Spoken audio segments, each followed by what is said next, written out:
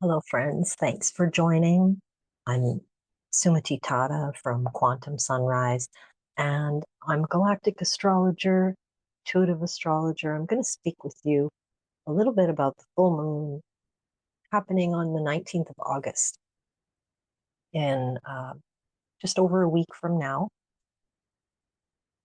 There are a number of different things happening. Everything that we've been experiencing over the last few years is feels like things are moving faster.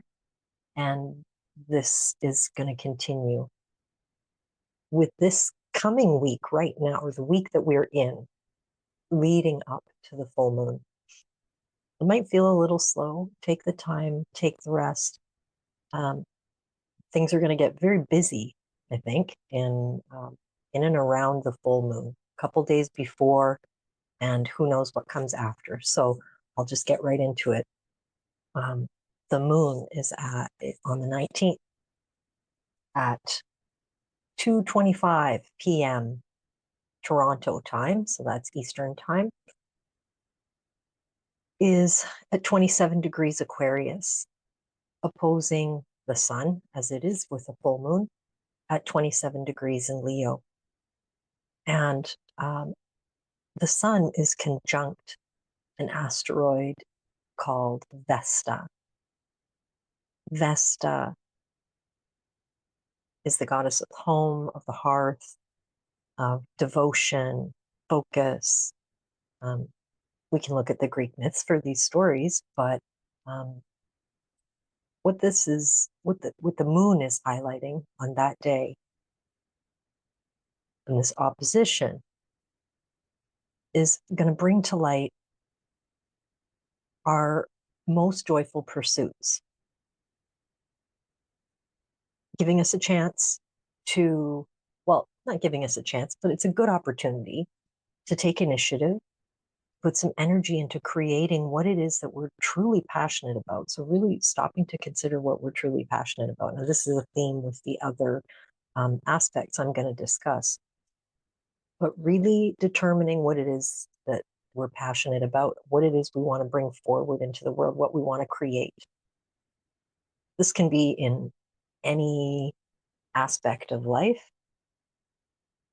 Could be something practical, could be something spiritual, could be self-work, whatever that is, really being um, considerate and focused about what it is our intentions are, maybe just getting clear on that. And so the moon is in Aquarius. This is an expansive sign, one that is really taking consideration of the broader scope, how what it is that we do might affect the collective or those around us, something broader than ourselves. The sun and Vesta in Leo are kind of loud and proud about it, um, really bringing up this maybe a sense of impulsivity, but just acting out, bringing out our passions, playfulness. Um, the perfect intention, I think, for this moon will be to rekindle an internal fire. What are the deepest passions that we have that we would like to really put some further effort in so that we can see these come to fruition? Another aspect that is happening with this moon is Venus conjunct the asteroid Astraea, and this is in Virgo, and these two are opposite Saturn in Pisces. Now, Venus will have been in exact opposition to Saturn prior to this. She's moved to 18 degrees of Virgo, and Astraea, the asteroid, is at 17 degrees of Leo, making an exact opposition to Saturn in Pisces. So Astraea is Astraea is the starry goddess. Um, she brings in a sense of fairness, healing potential, also maybe perfectionism, and fear of our vulnerabilities. There are two different sides to this energy, and it really can kind of go either way. It's very much about how we work with the energy. Sensitivity to these things will have come up for sure. Venus in Virgo is not in the most comfortable position. There's likely to be a feeling of maybe hurt, maybe being taken aback. Something won't quite sit comfortably. This will be another, in opposition to Saturn, this is really following and reinforcing this idea that there's a pause, a slow down, allowing ourselves quiet time, really cultivating some compassion. So if there's something that hits us, doesn't really land well, doesn't land comfortably, don't like it, don't want that whole energy coming our way, and yet there it is. So sit with it. Avoid any maybe triggered desire to just react. A vulnerability, accepting vulnerability, because really this can be a superpower, right? If we truly act when we feel most vulnerable, this can be from moving from a place of deep courage. So self-compassion and gentleness are some good keywords to keep in mind here, because it may feel whatever it is that we encounter might hit a really tender spot. Mercury is in retrograde during all of this, of course. And so it'll be important not to get too caught up in the mind, right? If we feel the emotions land and we don't like it, we want to try and find a way, what is it we can do to shift this situation? Don't get too caught up in the mind. Don't let the ideas just start to lead you down a whole path, because this might very well end up in this place of fearing our vulnerabilities, right? We might start to catastrophize in the mind. And the mind is not what's going to guide us through in a heart-centered way. The heart will guide us this way. Really sitting in this calm place in our center, finding that. Maybe it feels like we don't know where that is anymore. Finding our way back to that, allowing some quiet. Now, something else, as I mentioned, there's a lot happening. So there are 3 Tsquares happening at the time of this full moon. This is a lot of choices. This is a lot of potentially push-pull energy, or, well, it's a T-square. The T-square is actually not a cross T, but two pieces together. So we hit a crossroads. Which way are we gonna go? What choice will we make? There's something that's acting, some energy, some event acting as, a sort of fulcrum in this square. Now, of the 3 of them, I'm going to speak first about the sun. The sun is conjunct the asteroid Vesta, as I mentioned. These are both in Leo. They're at 27 degrees. They're squaring Uranus in Taurus. And also squaring Uranus in Taurus is the moon. And so the moon in Aquarius, again, both of these squaring Uranus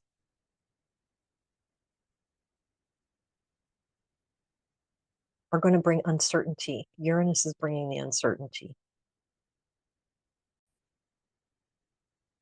And so this T-square is bringing uncertainty, disruptions to our routines. This is Uranus and Taurus energy. And we've already experienced some Uranian events, as you will surely have noticed. Actions, events, energies in the world, all around the world, are very changeable, very eruptive, shocking, unexpected. So, the moon and the sun squaring Uranus, the sun being conjunct Vesta. Keep focused on our energies and intentions, the truth and depth of purpose. These sudden surprises and shocks are going to trigger our emotions. This square, the opposition plays in with this square. So maintaining an awareness and focus on our internal balance, knowing that whatever it is that might come up, we can feel true to ourselves and definitely experience things more smoothly if we maintain or cultivate an ability to truly be the change that it is we want to see in the world. And I know this is an expression, um, it's a very famous quote from Mahatma Gandhi, to be the change we want to see in the world. And so just maybe keep this in mind, that our triggers are likely to have their buttons pushed, right? It's going to be shocking. Might be large scale, like this might not be personal, this may be global in scale, or just, larger than something happening to us on a personal level. And so maintaining an awareness of this, um, keeping energies focused on a greater balance, cultivating more love, not allowing for an over-energized sense of justice or perfectionism to kick into action and kind of trigger a knee-jerk response, allowing ourselves the compassion and the courage to choose our responses, moving from a heart-centered place. This is very simple, but may not be very easy. That's the first of three T-squares. The second is a T-square of Venus conjunct. It's a 4-degree orb, so it's a little bit large, but Venus conjunct the Black Moon Lilith in Virgo, also Astraea. So the asteroid Astraea is at 17 degrees. Venus is at 18, and Black Moon Lilith is at 21 degrees of Virgo. They are all squaring Mars and Jupiter, conjunct in Gemini. Mars is at 19 and Jupiter at 17 degrees Gemini. Mars and Jupiter also square Saturn. So Black Moon Lilith, Venus, and Astraea, these bring up potential, and in Virgo, there's a real fine point, either that we're hitting or completely missing, where we want the focus on this one point and it's just everywhere but, or the most tender, most sensitive point is going to be what gets activated. Could be both. There's a lot happening. Now, we might feel angry, we might feel upset, hurt, might be, hard done by, or maybe taken aback by someone else's actions or by the way events are unfolding. Mars and Jupiter, they want to push forward and might really just get super activated by anger, by a reaction, by a desire to, rectify something that is just absolutely out of bounds. We're not going for that. It's not part of what we had in mind. And we might really kind of feel like we need to react. Saturn is putting the slow down here. Saturn in Pisces is going to bring some sort of turmoil here, in so much as it's going to feel potentially like it's adding or compounding the problem, when in fact I believe we can work with Saturn Consider where there are boundaries or limitations that may actually be working in our favor. Like if we feel like there's a slowdown, maybe this is a slowdown that we need in order to allow ourselves the time to really move through with compassion through our thoughts, whatever it is. Mercury retrograde is going to be bringing these things to it. Mars and Jupiter in Gemini. This is also very centered around our thoughts and our communication. So taking some heed from Saturn and saying, okay, I'm going to slow down. And again, this theme of bring this back internally, allow yourself the grace of time to consider how it is you might respond. Allow the emotions to process. There are very likely to be some very intense emotions that get stirred up, activated. Allow it to sit within and allow it to move through without feeling the need to move and act on those emotions right away. It might seem really clear. It might seem like obviously this has to be done, but take a pause, allow it to sit with you, allow it to percolate, um, and maybe reconsider where it is you might have overlooked your own boundaries. Maybe you're overlooking your own boundaries when you act. If you act and feel like you know exactly what has to be done, this need to enforce justice in some way, just hold your horses, and consider where plans you had previously in place might just need a change. Like this Venus energy is wanting to bring some gentleness to the circumstances, to the situation. Allow that. Allow Venus the time to come out of herself, to express herself. And this can be internal. This can also potentially be the thing that needs to be done differently, right? Bringing more grace, more compassion to the action that we're going to go forward with. So self-directed plans might need changes. Um, this is this is this is very much something that Jupiter is going to maybe struggle with Mars about. It's going to want to make things work for everyone. And ultimately, is that possible? I mean, maybe in the smaller scope of what it is that you're wanting to do, it may not be possible to sort of make everyone happy. And that's okay. Consider where the action comes from compassion first. And with Venus, allow that compassion that you're cultivating to be directed inwards first. We can't pour from an empty cup. Give ourselves the time and the opportunity to digest the experience, to heal the shock of whatever may be this unexpected news, energy, information, experience. That's the second T square. The third is Pholus, another asteroid, minor body. This is in Capricorn, making a T square with the north and south nodes. Now, this kind of just reinforces, puts a cap on the whole thing, the cherry on top, if you will.